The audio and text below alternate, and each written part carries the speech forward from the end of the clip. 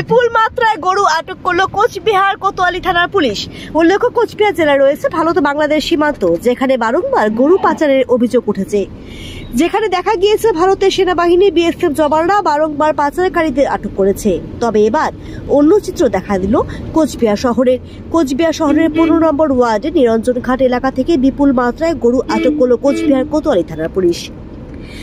সেদিন দেখা যায় কোচবিহার শহরের নিরঞ্জনঘাট এলাকা থেকে মোট 4 গাড়ি গরু আটক করে পুলিশ। এ বিষয়ে গরু নিয়ে যাওয়া গাড়ি চালকরা জানান, এই গরুগুলি তারা কোচবিহারের দক্ষিণ বিধানসভা সুটকাবাড়ি এবং কদমতলা এলাকায় নিয়ে যাচ্ছিল। হঠাৎ তাদের পুলিশ আটক করে তাদের কাছে এই গরুগুলির কাগজপত্র রয়েছে। তবে কি কারণে তাদের আটক করলো পুলিশ তা নিয়ে এখনো কিছু জানেন না তারা। মানে কোথায় নিয়ে যাচ্ছিলেন এগুলো? যে কিনছে, মনে করেন আপনি কিনছেন, হ্যাঁ, আপনি হাতে দিয়ে দিচ্ছেন আমাদের, যে আমার গরুকে আমার বাড়ি পৌঁছে দিও। হ্যাঁ, কোনো কাগজপত্র ছিল না? কাগজপত্র আছে, তারপরও পুলিশ আটকালো কেন সেটা তো বলতে পারবো না। কোথায় নিয়ে যাচ্ছে আপনাদের?